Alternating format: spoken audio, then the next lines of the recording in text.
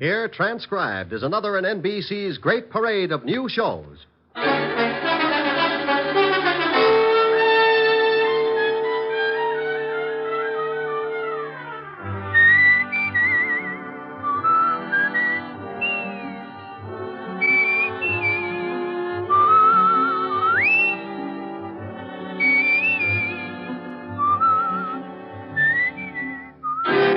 And now, Dick Powell as Richard Diamond, private detective.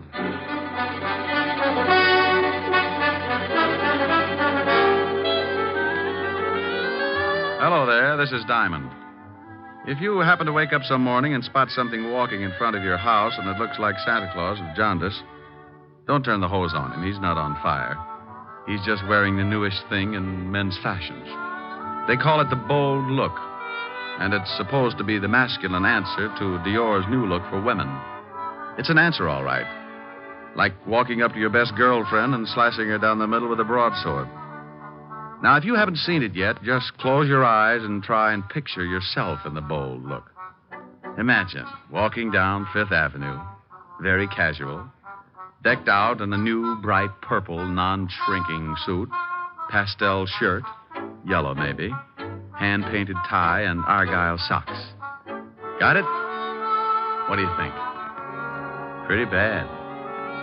About the only thing I can think of that's more gruesome is that little murder I got mixed up in last week. It started in a house out on Long Island.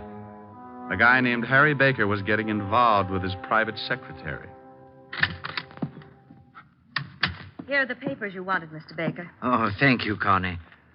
What time is Mrs. Baker going shopping? She didn't say. This afternoon sometime. Oh, where is she now? In her room.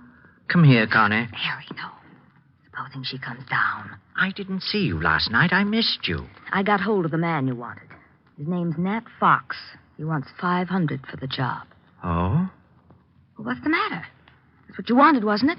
Connie, I had a lot of time to think last night. And? Well, I'm not sure. I don't know if this is the thing to do. You don't know? Oh, Harry, we've gone through this a dozen times, and I won't go through it again. If you haven't got the backbone... Oh, my dear, you know it's not that. No, I do not. I'm sick and tired of living this way. Not being able to be seen with you, watching you being pushed around by that old shrew. Oh, I'm not going through the whole thing again. Please, Connie, can't we wait for a while? My wife's well past 60. Sooner or later... And in the meantime, you live off the skimpy little allowance she doles out to you. No, Harry, no. I want us to live like two normal people. If you're going to start changing your mind just when it looks like we can have all these things, I'm through. Now, Connie, wait a minute. No. If you want me, then you've got to go through with it. Well? You know I want you. I love you more than anything in the whole world. And get that old biddy out of the way, or I promise you, you'll never see me again. All right. Oh, don't look so worried, darling. Nothing's going to go wrong. I already fixed it with this Nat Fox. He'll be in the department store the same time as your wife. Oh, Harry, think of the wonderful life we can have. All that money's going to be ours. We can go to Europe and live the way we should. Yes, I don't know. I'm a little worried about this Nat Fox. Oh. I'll give him the $500, but if he finds out what happened, he'll be in a good position to blackmail us. Don't you worry about Mr. Fox. He's my affair. You just leave everything to me.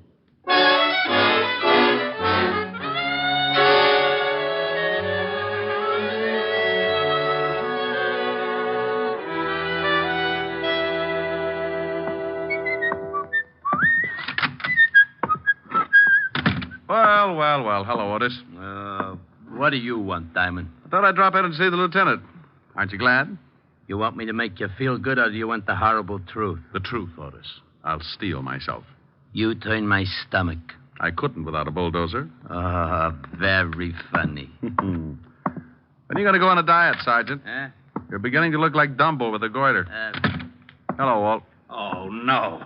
Who's dead this time? No, don't be silly. I just came down to talk to see how you were. I don't believe it. Say something without corpse in it. Your smile is like the first dawn of an Indian summer. You said Indian. So what? If you said it, he's dead. All right. If that's the way you feel about it, goodbye and good luck. Oh, now, wait a minute. Stop being an idiot. That's all right, Walt. I understand. Now, come back here. You know very well I'm glad to see you. And you think just because I come down to see you, I've gotten mixed up in some kind of a murder. Oh, fine friend. Now, you stop acting like that. You're a worse ham than Otis. That did it. I'll never send you a good dead body again. Is that a promise?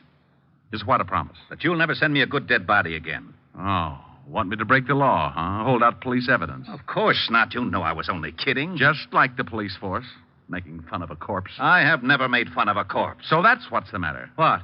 Too serious. That's what's ruining your stomach. Oh, now stop that. You know what's wrong with my stomach. I've been working too hard, that's all. So the next time I find a corpse, you'll want to take a vacation. This precinct is more corrupt than I thought. What do you mean, corrupt? Just what I said. I find you a corpse and you won't even look at it. You want to go on a vacation. I don't want to go on a vacation. I'll look at the corpse. What corpse? The one you wanted me to look at. There you go, acting like I've gotten mixed up in another killing. Trying to make it look like the corpse is mine. What? Well, it's not my corpse. It isn't? No. Well, whose is it? Well, you know. You tried to frame me with it. I did not. Don't you try to shove that body off on me. Yeah, what is it? Oh, hello, Helen. It's for you, Rick. Thanks. Hi, baby. Hold it a minute. Walt, you better do something about that body. Oh, yeah. Otis, put in the general alarm. Diamond's found another killing. Oh, wait a minute. No, Walt, it's your killing, remember? Oh, yeah. Forget about the general alarm, Otis. I've got... Oh, Diamond. Sure, Helen. I'll meet you at the store. Oh. Sure. I love you. Bye. Oh. Walt, what a funny look. You're all red. Walt, you're turning blue. Well, I got to go shopping with Helen. I hope you find the body. Bye. Lieutenant, I'm still waiting. Sergeant. Yeah, Lieutenant? Shut up.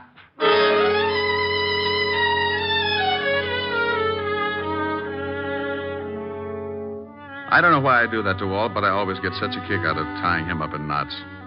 When he takes the bait, he goes for it hook, line, and sinker. It's a good thing Helen called and asked me to go shopping with her, or he might have blown a fuse. I don't generally like the idea of shopping, but she said it was Frances's birthday, and any kind of an afternoon with Helen could always work its way into a wonderful evening. What do you think I ought to get him, Rick? I'll get him some shirts or something. Hey, look at these. Rick, get away from that counter. What's the matter? My hips too big? Oh, I wonder if these come in baby blue. Rick, now stop that. People are looking. Is there something I can do for you? You seem to be interested in the lingerie. Is there something I can show you? Oh, I'm looking for something for a birthday. Oh, well, then may I suggest a nightgown, perhaps? We have some lovely numbers. This is for Butler.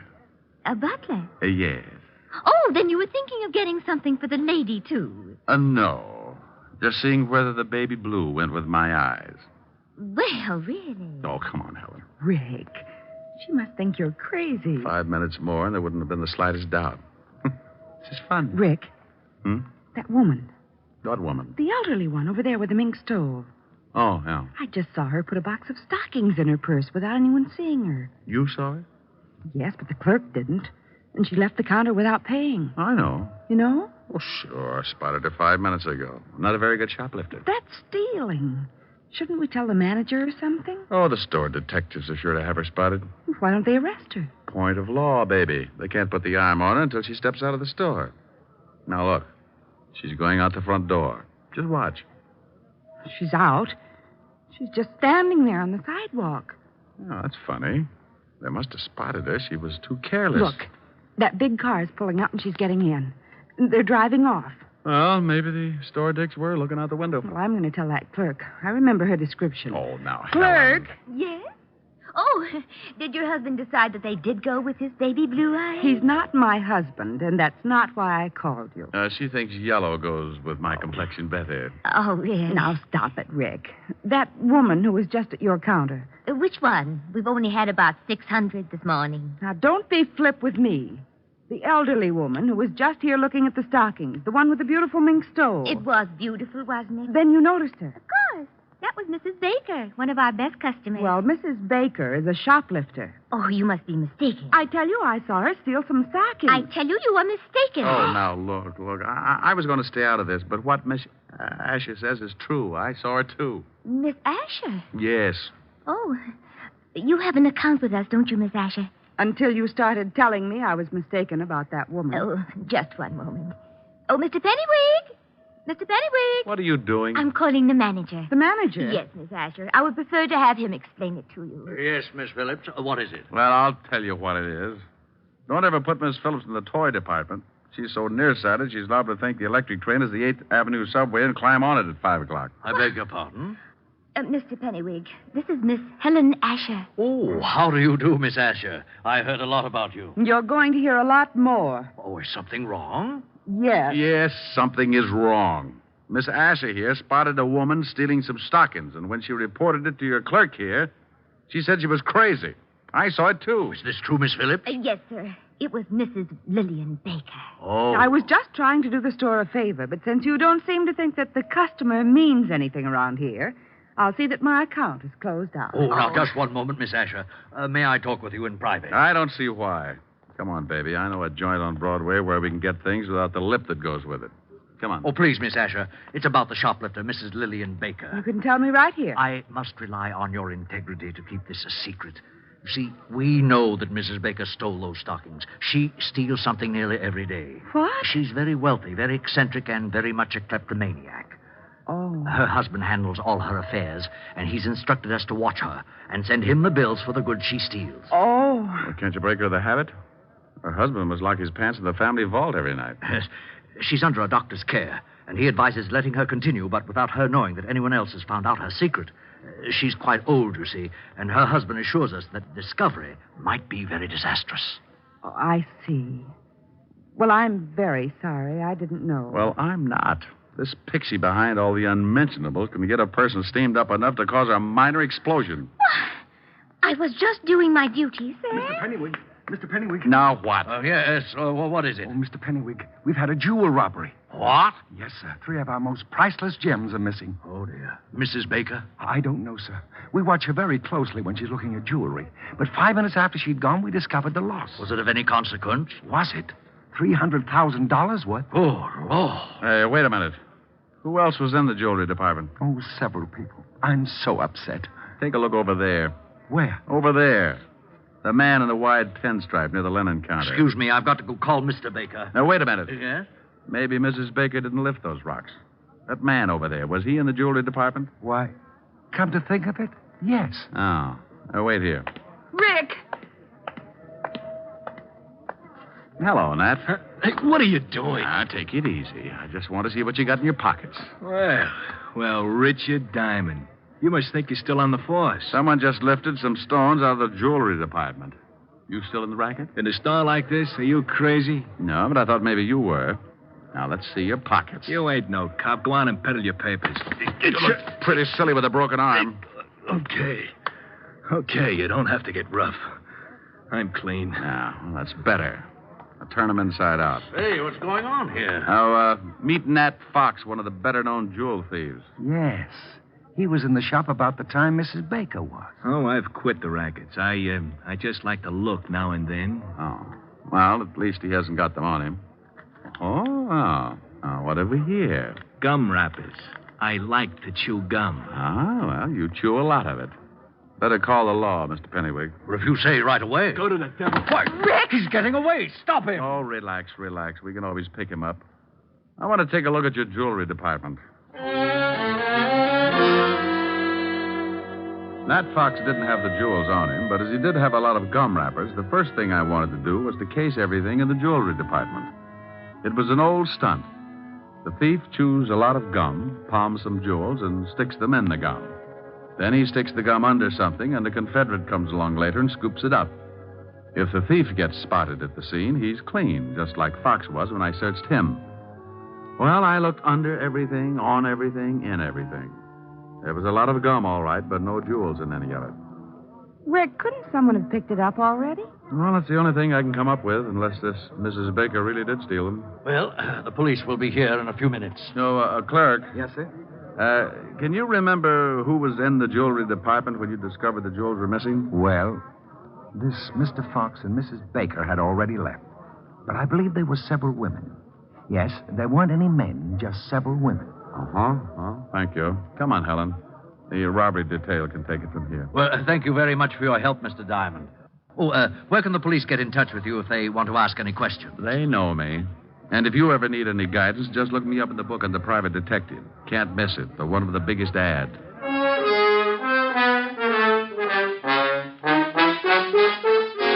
Helen and I got out of there just as the prowl cars were pulling up at the curb. I stuck my tongue out at a few old friends and climbed into her king-size convertible.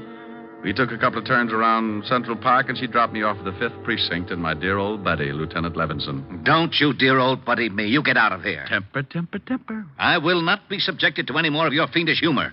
I won't go through another one of these routines of yours for promotion. I promise I'll be good. Oh, no, you don't. That's the most dangerous thing you could say. Yeah, what is it? Suicide, Lieutenant. See, look what happens. It already has happened, Lieutenant. She did it 20 minutes ago. I wasn't talking to you, Melonhead. Now give me the dope. You got him. You shut up. Yeah, Lieutenant. Oh, not you, Bird Brain. Let's have the report. Oh, Mrs. Lillian Baker jumped 3 floors from a balcony. Husband Harry Baker made the report. Port Washington, Long Island. Thank you, Sergeant. What, did he say Mrs. Lillian Baker? Yes, he said Mrs. Lillian Baker. Now, if you'll excuse me, I've got to get out to Long Island. Well, let's go. I'll grab my coat. Now, wait a minute. What makes you think you're coming along? And why in blazes are you interested in Mrs. Lillian Baker? If you know something, by heaven, I'll... Walt, you're turning blue again. Come on, I'll tell you on the way.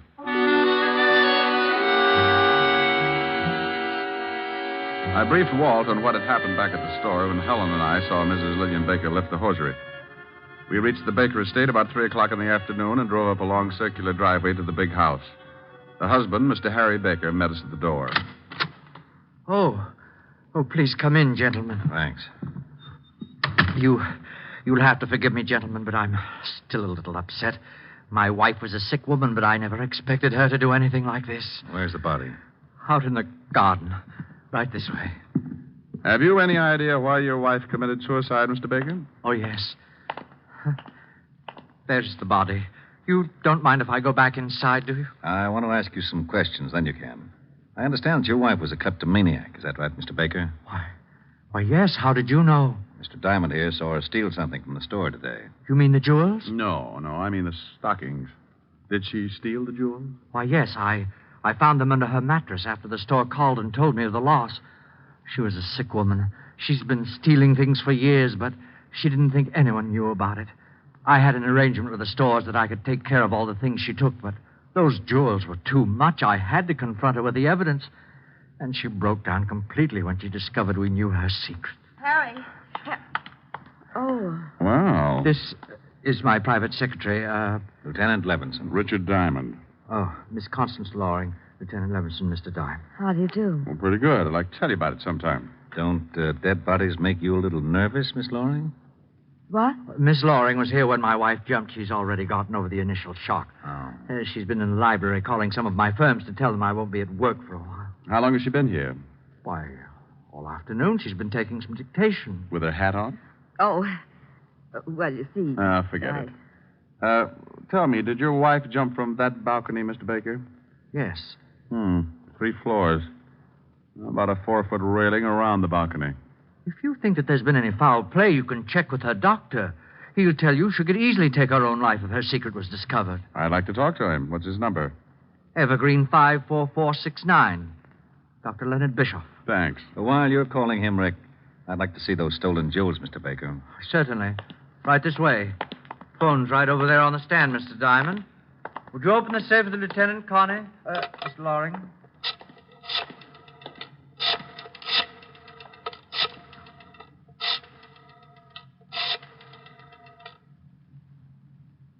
Dr. Bischoff, please. Richard Diamond. Yes. Hello. Dr. Bischoff, this is Richard Diamond. Here they are, Lieutenant. Now, you can easily see why I wouldn't, or should I say, couldn't pay for them. Is the store coming over to pick them up? No, I told them I would bring them down. What's this all over them? Well, I don't They're know. all sticky. Got something all over them. That's probably gum, Walt. Gum? Yeah, the kind you chew. Oh, by the way, Baker, you were right. Dr. Bischoff says your wife was a sick woman, but he didn't think she'd carry it to such extremes. Well, we never know what we will do under such stress. No, I guess we never do. Walt, can I use the car for about an hour? It'll take you that long to clean up things around here. Well, you got something? Yeah. Mr. Diamond, if you think... I don't think, Mr. Baker. I find out. Oh, Walt, Yeah? Bye. I went out fast and climbed in the prowl car. I grabbed the two-way radio and put in a call to Sergeant Otis. He gave me the address I wanted, and 10 minutes later, I was rolling up in front of an old brownstone where Nat Fox, the not-so-ex-jewel thief, was now living. I went up and knocked on his door. Well, there was nothing like finding out. Well, what do you know?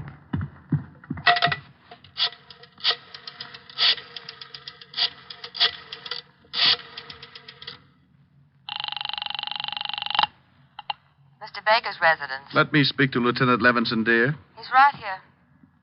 Hello? Walt, I'm over at Nat Fox's place. Now, don't say anything. Right. You remember I told you I spotted him right after the theft and shook him down? Yeah? Well, he's through giving the police department headaches. What do you mean? He can't explain the 2 bullet holes in his head.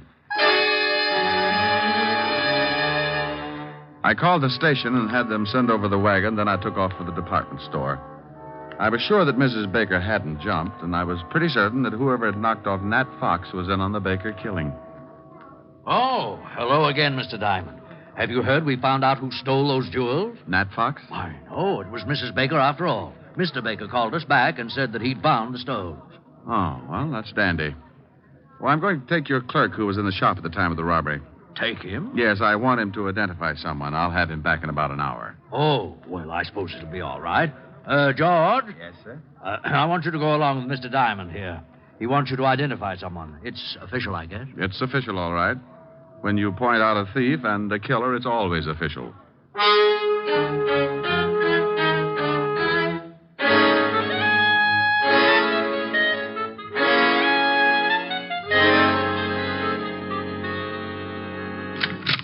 Rick, what took you so long? Walt, this is the clerk from the department store where the jewels were stolen. How are you? What's he here for? I want him to see if he can identify someone. Oh, where are Baker and his lovely secretary? In the library. Come on. Now, look, George, I Yes, want sir? you to stand outside this door until I call you. Then I want you to come in and see if you've ever seen anyone in the room besides myself and the lieutenant. I'll do my best, Mr. Diamond. That's all I want. Come on, Walt. What are you up to? Surprise. Well, hello.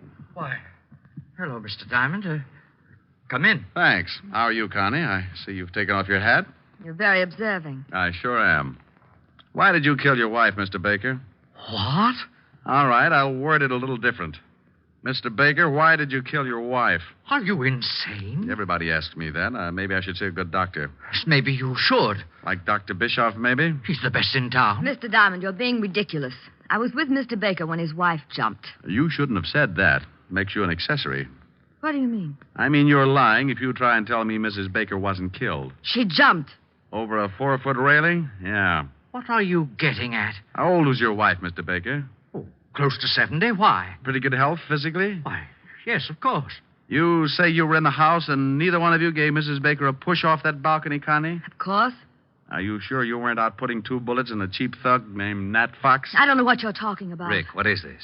Who has the money in the family, Mr. Baker? Why, my wife did. And who does it go to in event of a death? To me, naturally. Naturally. Walt, Mrs. Baker couldn't have taken those jewels. She was too much of an amateur. Helen and I spotted her swiping stockings at 50 paces. Whoever did lift those rocks was a professional thief. Well, why couldn't my wife have hired Fox to do the job? Who said anything about Fox doing the job? Why, you did. Harry. Shut up. I just said that Nat Fox was dead and that I thought Connie killed him. I didn't kill anybody. You were just coming back from it when you bumped into us. You hadn't even taken your hat off, and you were still carrying your purse. I was just going out. Let me see that purse. You stay away from that. Anything in it? Yeah, well, no gun, but she probably threw it in the river. Nice handkerchief. I'll sue you, Diamond. Look at the handkerchief, Walt. It's sticky. Give me that. Sit down, lover. Oh. Oh, I'm sorry. I thought there was a chair there. It's sticky, all right, Walt. That's gum. And gum on the jewels. She must have picked them up. Yeah, right after Nat Fox stuck them somewhere. Oh, you're both crazy. She was here with me all day. Yeah. George. Yes, Mr. Diamond. Who's this person? You just relax. I want to find out what's going on, too. Well, George? Yes, sir. That girl was in the shop right after Mrs. Baker. That's a lie. I wasn't. I didn't kill anybody. One of you hired Fox to steal the jewels, then you picked them up and brought them to Baker here. You killed Fox to keep his mouth shut. I did not. Yes, she did. Harry! We might as well tell them. You're right, but I didn't kill my wife. I can't get first-degree murder. Why, you dirty old man. You did kill her. You told me you were going to. You were up there and you pushed her off. Try to prove it. She jumped. No, she didn't. There was a 4-foot railing all around that porch. Well, she could have climbed it. That's right, Rick. She could have, but you should keep in touch with her doctor, Mr. Baker. When I was in the store today, I spotted your wife with a cane. A cane? Yes. Dr. Bischoff said she didn't want to tell you about it because she didn't want you to worry. Didn't want me to worry about what? She had arthritis, Mr. Baker. And Dr. Bischoff said she could barely walk upstairs, let alone climb over a 4-foot railing. He also told me that under the conditions, her age and everything, she couldn't have lasted more than a year. You were in too much of a hurry. Okay, Walt, you run with the ball from here on. I got a date.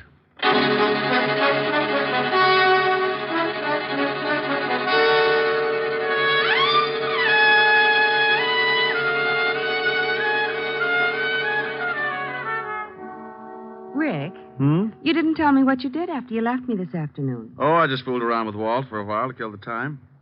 By the way, what did you finally get for Francis? Oh, I got him something in the newest fashion. It's called the Bold Look. What? It was pretty ghastly, but he loved it. Oh, tell me what you got him. Well, a purple suit. Non-shrinkable. Yes, how did you know? It figured. Go on. A green shirt, one of those hand-painted ties. Rick, where are you going? Oh, I can't stand it. Oh, that's wonderful. What is it, Rick? What is it? I thought you were supposed to be bugged on South Pacific. Oh, is that what it's from? Yep. Goes on next to closing, right after Fink's Mules. It does? You better get those tickets again. See what it's all about. Well, give me a preview. You'll hate me in the morning. There's an answer for that. Yeah. Younger than springtime are you, softer than starlight are you, warmer than winds of June are the gentle lips you gave me, gayer than laughter are you, sweeter than music are you, angel and lover, heaven on earth are you to me. And when your youth and joy invade my arms and fill...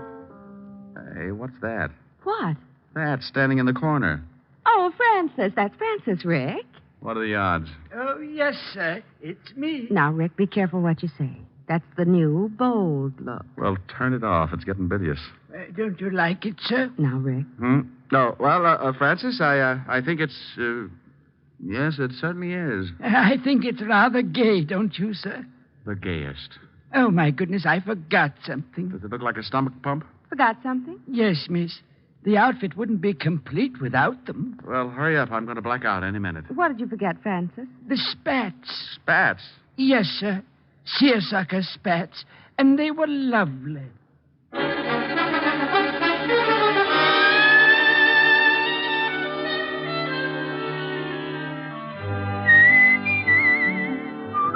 You have just heard transcribed Richard Diamond, Private Detective, starring Dick Powell.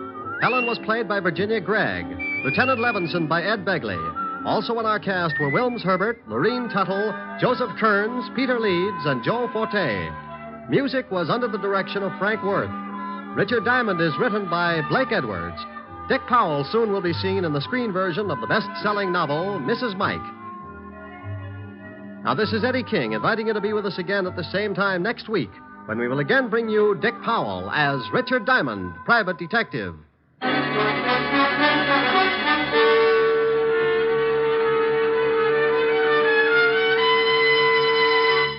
This is NBC, the national broadcasting company.